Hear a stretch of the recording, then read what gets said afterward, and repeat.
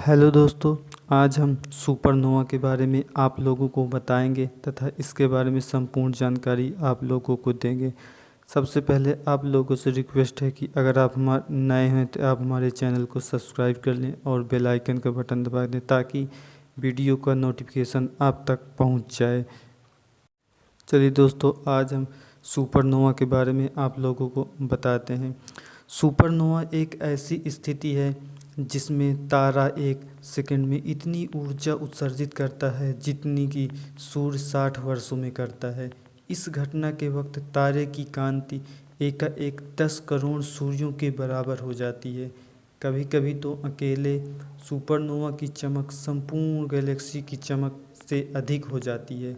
लगभग 1000 साल पहले चीन के ज्योतिषियों ने आकाश में वृषभ राशि के तारामंडल में एक तारे को तेज प्रकाश से चमकते हुए देखा। इस तारे को उन्होंने पहले कभी नहीं देखा था। कुछ ही दिनों बाद यह अजनबी तारा आकाश का सबसे चमकीला पिंड बन गया।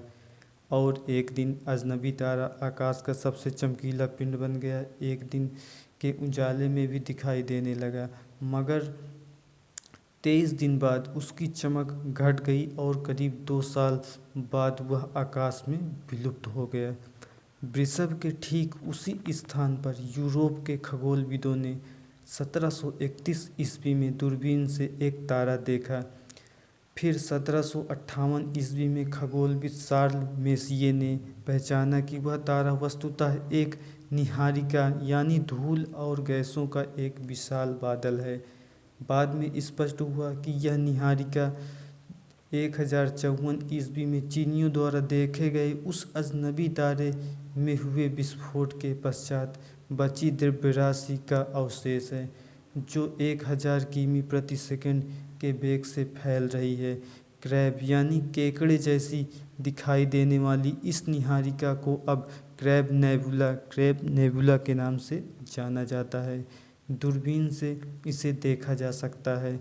वास्तव में चीनियों द्वारा देखा गया बेहद चमकीला तारा क्रैब नेबुला एक विस्फोटित तारा था जिसे अभिनव तारा या सुपरनोवा तारा भी कहते हैं। अपने विस्फोट की 9 शताब्दियों बाद भी क्रैब नेबुला चमकदार और वैशिष्ट्यपूर्ण दिखाई देता है। इस सुपरनोवा अवशेष की अनुमानित दूरी 5000 प्रकाश वर्ष, इसका आकार 5 से 10 प्रकाश वर्ष निर्धारित किया गया है। एक प्रकाश वर्ष लगभग 100 खरब किमी के बराबर होता है। तारे के जीवन का अंत सुपरनोवा। प्रत्येक तारा अपने आप में एक परमाणविक भट्ठी होता है। इसमें नाभिकीय संलयन की क्रिया सतत चलती रहती है।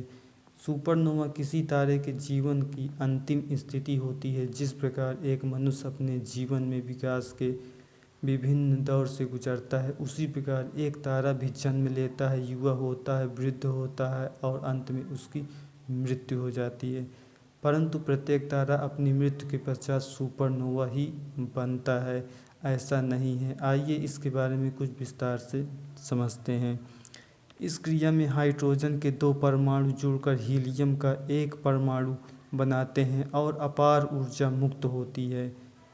इसी ऊर्जा के फलस्वरूप तारा अरबों वर्षों तक चमकता रहता है। तारे का गुरुत्व बल उसके द्रव्य को भीतर की ओर खींचता है और नाभिकीय बल उसे बाहर ढकेलता है। इन्हीं दोनों बलों के संतुलन के कारण ही तारा अपना अस्तित्व बनाए रख पाता है। पर तारे के जीवन में एक घड़ी ऐसी भी आ जाती है जब उसकी कोण, केंद्रीय भाग और हाइड्रोजन समाप्त हो जाती है और संलयन की प्रक्रिया बंद हो जाती है। अब तारे के गुरुत्व बल को रोकने वाला कोई बल शेष नहीं रह जाता है, अतः तारा भीतर की ओर सिकुड़ने लगता है और अंत में व्हाइट ड्वार्फ यानी श्वेत वामन तारे के रूप ले लेता है। इस सफ़ेद बौने तारे का आकार तो पृथ्वी जितना सीमित होता है, पर द्रव्यमान सूर्य जैसा विशाल हमारी आकाशगंगा में व्याध के तारे के समान श्वेत वामन की तरह दिखाई देता है।